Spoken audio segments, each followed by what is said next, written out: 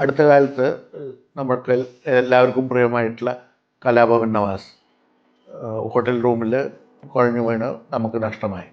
ഇതിൽ നമുക്ക് മനസ്സിലാക്കാൻ സാധിക്കുന്നത്, നെഞ്ചിൽ എവിടെയെങ്കിലും ഒരു ബുദ്ധിമുട്ട് അനുഭവപ്പെടുകയാണെങ്കിൽ അത് നമ്മൾ അവഗണിക്കാൻ പാടില്ല.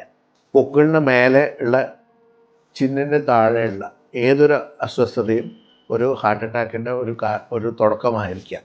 അത് വളരെ മാരകമായിട്ടുള്ള ഒരു അസുഖമായതിനാൽ ഈ സിംറ്റംസ് ഉള്ള എല്ലാവരും പെട്ടെന്ന് തന്നെ ഹോസ്പിറ്റലിൽ എത്തിച്ചേരുകയും ഹോസ്പിറ്റലിൽ ഒരു ECGയും ട്രോപ്പണിൻ ഐ എന്ന് പറഞ്ഞിട്ടുള്ള ട്രോപ്പണിൻ ടി എന്ന് പറഞ്ഞിട്ടുള്ള ഒരു ബ്ലഡ് ടെസ്റ്റും ചെയ്യുകയാണെങ്കിൽ പലപ്പോഴും ഈ ഹാർട്ട് അറ്റാക്ക് നമുക്ക് കണ്ടുപിടിക്കാൻ സാധിക്കുന്നതാണ്.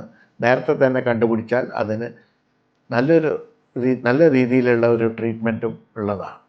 ഒരു ബ്ലോക്ക് കണ്ടുപിടിച്ച് ആൻജിയോഗ്രാം ചെയ്ത് അർജൻറ്റായിട്ട് ഒരു ആൻജിയോഗ്രാം ചെയ്ത് ബ്ലോക്ക് കണ്ടുപിടിച്ച് ആൻജിയോപ്ലാസ്റ്റി ചെയ്ത് ഈ ബ്ലോക്ക് മാറ്റാൻ സാധിക്കുകയാണെങ്കിൽ പല അറ്റാക്കും നമുക്ക് ട്രീറ്റ് ചെയ്യാനും മരണം ഒഴിവാക്കാനും സാധിക്കുന്നതാണ്.